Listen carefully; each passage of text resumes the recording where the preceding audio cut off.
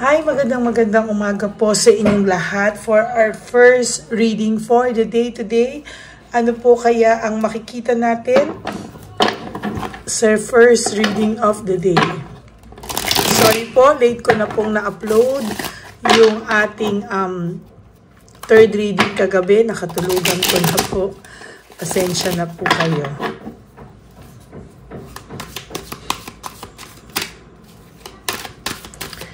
Balasahin muna po natin mabuti.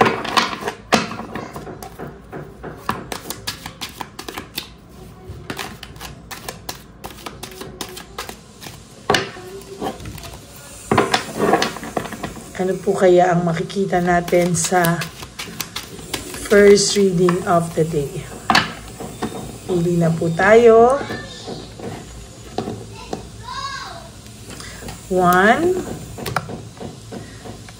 2, 3, 4, 5, 6, 7, 8, 9, and 10.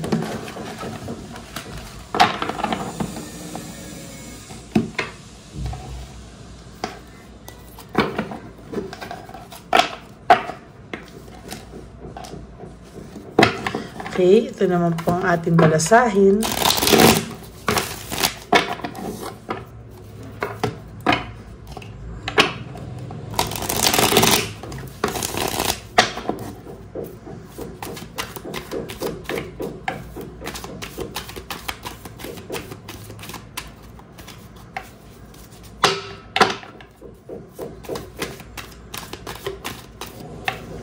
Sana po ay napanood nyo na po yung first, second, and third reading bago po kayo dumiretso ngayon dito sa first reading of the day. So, pili po tayo ng 10.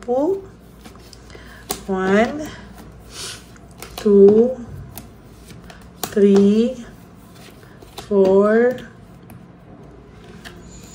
5, 6, 7, 8, 9, and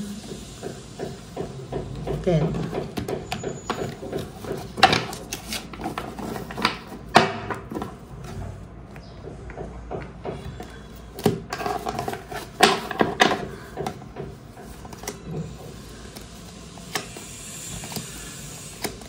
Huwag po i-skip ito dahil ito po ay ang nakukuhanan natin ng energy between you and me.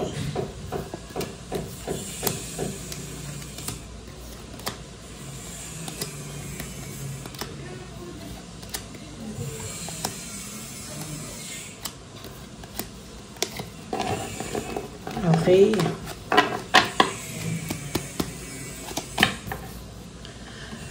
Burned out and overstressed. For your first card for today, Saturday, may nakikita po ako ditong burned out and overstressed. Maybe your person po ay may nakita, may nahuli, may nalaman, na parang somehow ang Tiyabilitang Palaka po ay may something na tinatago, no? It's either natuklasan po niya na may ginagawa sa kanya, meron sa kanyang binubulong, or may gayumang ginawa sa kanya, no? At somehow, parang nabuburnout siya, na-overstress siya. Hindi niya daw po alam kung ano yung katotohanan, no? So, parang gusto niyang malaman yung katotohanan, bakit parang may ginawa lang ba sa kanya itong babaeng ito. Ayan, no? Pinaglaruan daw ba siya? Kaya niya daw ba ito nagawa sa'yo, isa mo? Nagtataka po siya kung pinaglaruan siya ng babaeng to o ng lalaking to, kung may pinainom ba sa kanya, may ginawa ba sa kanya, kasi nagtatalo po yung isipan at puso nito, na minsan po talagang nagtataka siya bakit ikaw pa rin po ang laman ng puso't isipan niya, pero hindi po siya makaalis sa babaeng ito, no? Hindi po siya makaalis, no? Na ang lakas daw po ng kapit sa kanya ng babaeng ito. Minamanipulate daw po ba ang kanyang kahinaan, no? There's weakness, no? And manipulation. Parang hindi niya po alam na parang ginamot daw ba siya nito, or binulungan, or may kulam. hindi niya po maintindihan kasi bakit daw po nagawa niya ito sa iyo ng sobra. At parang lagi po siyang tulala, wala po siya sa sarili niya, parang iniisip niya po na naiisip ka niya pero parang wala po siyang lakas na ipaglaban ka. Nagkagulo po kayo, no? Sobra po kayong nagkagulo at talagang masasabi ko po na somehow ay there is this lack of support, no? Nawalan po ito ng sa sarili niya, parang somehow talagang nakita ko po na nalungkot ito, no? Hindi niya po maintindihan kung ano po ang nangyayari sa kanya. There's greed, no? Naging makasarili daw siya, nasunod lang daw siya ng sunod dun sa babae. Wala daw po siyang sariling desisyon at hindi niya daw po alam ano raw ang nangyari sa kanya. May takot po siyang nararamdaman, ano? Bakit po parang hinihila siya palagi ng babaeng pabalik sa babae? Kahit po ikaw yung naiisip niya, ikaw yung nasa puso niya, pero parang yung kapit ng babae po sa kanya ay matindi daw, no? So sobrang tindi, hindi niya po maintindihan. There's ultimate clarity. Meron po akong nakikita dito na somehow ay nag-iisip po ito ng bongga, no? Nag-iisip siya ng malalim, no? Gusto niya pong maintindihan ng mga bagay-bagay na talagang sa pakiramdam niya po ay hindi niya po alam kung bakit o ano po ang dahilan, bakit daw po ganito ang nangyayari. Distracted po siya most of the time, no? Lagi po siyang distracted, lagi po siyang minamalas. Hindi po niya maintindihan kung saan nanggagaling ang lahat ng ito, no? Kung gusto niya raw pong maintindihan bakit daw ganito ang mga pangyayari. Very exhausted po siya sa buhay, fatigue, over-fatigue. Talagang over-fatigue po siya, no? At hindi niya po maintindihan kung ano po ang nangyayari sa kanya. As a matter of fact, talaga pong everyday pagising niya palang pakiramdam niya po, pagod na siya sa buong araw. Takot na takot din po ito na hindi ka makapaghintay, hindi mo siya mahintay at magkaroon ka na po ng iba. No? Sa totoo lang, mahal ka pa po nitong taong to, pero ang sinasabi niya po, hindi niya po maintindihan bakit nangyari sa kanya to, bakit nangyari po ito sa inyong dalawa. There is this deception, insecurity, and tactics. Sa nakikita ko po dito talaga ay malala po yung kanyang insecurity, no? At talagang lumalalim po, no? Yung pakiramdam niya po is somehow ay talagang hindi niya po maintindihan yung sarili niya, no? As a matter of fact, hindi niya po alam bakit daw po nangyayari sa kanya ang mga bagay na ito. Nagsimula po sa laro ang lahat, hindi niya po alam na siya ang malalaro ng babaeng ito, no? Hindi niya po alam na sa paglalaro niya, hindi naman po seryosohan, ay siya po yung nabiktima sa larong ito. Nakaramdam lang din po kasi siya sa iyo ng boredom, nakaramdam po siya sa iyo ng, alam mo po kasi yung relationship niyo is naging static na somehow naghanap lang po ito ng challenge. Hindi niya po alam na sa paghahanap niya ng challenge ay siya po ang matitira. No, siya po ang magiging biktima at ayan hanggang sa hindi na po siya makawala. No, most of the time, parang hindi niya po alam anong nangyayari sa kanya. Lumilipas daw yung panahon na hindi niya po alam kung ano daw ang nangyari sa kanya. Somehow there is this parang kinakaya niya lang po, no? Kinakaya niya lang yung lahat. Parang pinipilit niya lang tumayo at lumaban. Pero namimiss ka po ng taong to. Somehow he is trying to reach out pero hindi niya po magawa, no? Hindi niya po magawa kasi every time po nalalapit siya sa'yo, parang may humihila po sa kanyang palayo sa'yo na hindi niya po ma-explain. Somehow, alam niya po, nagtatanong siya kung ito ba ay may ginagawa sa kanyang kakaiba kasi nararamdaman niya po na hindi daw po siya yan. Out of touch, trickery, sobra daw po itong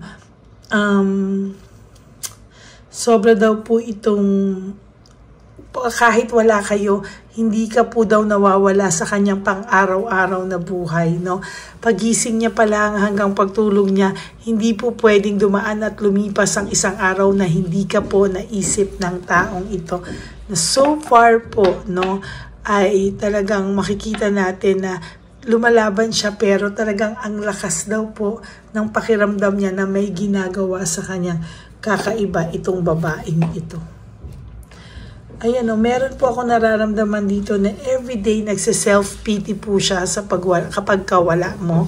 Nagse-self-pity siya, kinakaya niya po yung pagkawala mo, pero hindi niya po kayang dalhin ito ng matagal. Somehow, may isip niya po na sana ay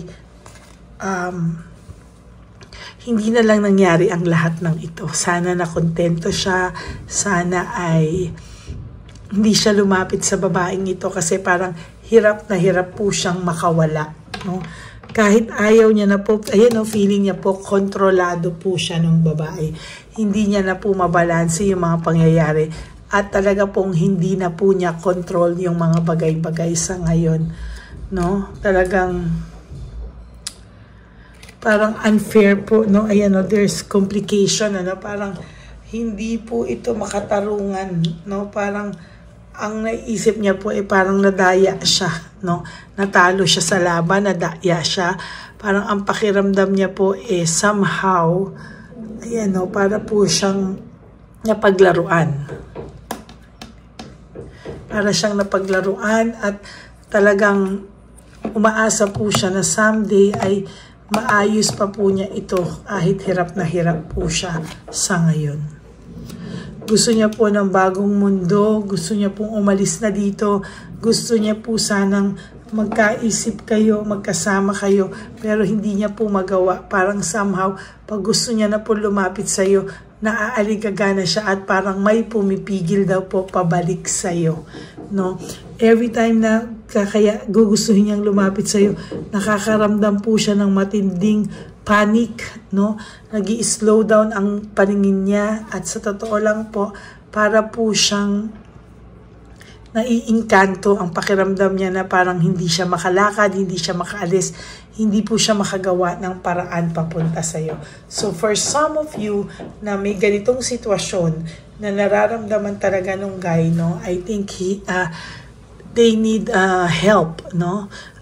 Talagang sila na mismo po ang nakakaramdam na may ginagawa. Sometimes pwedeng sabihin sa inyo ng tao, pero yung iba po kasi sa inyo hindi nakikinig at parang hindi din naniniwala sa mga ganito, no? Sasabihin ko po sa inyo sa mga panahon ngayon, totoo po ang bulong, totoo po yung mga ganyan ngayon, ano? At somehow, ang makikita nyo po na talaga pong may mga ganito pa po, no, na pangyayari. Kung akala nyo po ay wala na, no, hindi po.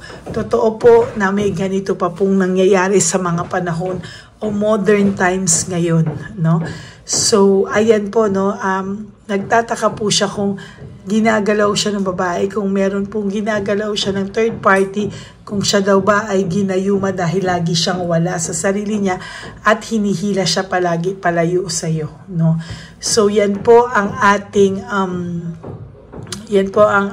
first reading of the day. I hope na nag-resonate po kayo, and if you do, can you give me a like and comment down below para malaman po natin kung ano po ang reaction nyo, no? And for those of you who would like to know if this reading is for you, you can message me for private reading. You can message me po at Lady Lee Elena FB channel. Nasa dulo po yan ng ating video. Diyan nyo lang po ako makokontak. That's my only official and legit FB account. Yan. I-follow nyo na rin po ako kasi most of the time I do random calls sa mga new subscribers or random po kung sino po yung matawagan ko. Okay? So, God bless you po and sana po ay huwag kayong mag-skip ng ads. Tulong nyo na po yan sa channel natin. Okay? And for those of you who would like to give me a super thanks for this video, I would really appreciate and love that from the bottom of my heart. And of course, to all my loyal and solid Lady Elena, friends, family, and subscribers. I love you all from the bottom of my heart. Mahal na mahal ko po kayong lahat. At palagi lang po akong nandito kahit nasa ang lupalo po ako ng mundo. Maraming salamat po sa inyong lahat. At ang lagi ko pong paalala sa inyo is that life is too short. Don't make it shorter by stressing yourself from all the pains and heartaches na binigay sa inyo na kahapon. Just surrender everything to the divine universe and just let go and let God write your life and love story. I will be back for another set of reading mamaya for our second reading of the day. God bless you all. I love you all and I will all see you again on my next reading. Kapit lang po kayo. Have a happy heart and may you be happy for today and basta wag po kayong malungkot. Okay? Kapit lang tayo at talaga naman pong hilahin nyo po yung good vibes at wag bad vibes. Okay? God bless you all. I will all see you again on my second reading. Later po yan. Dito po yan sa ating channel, Lady Elena. Salamat po and I love you all. God bless you.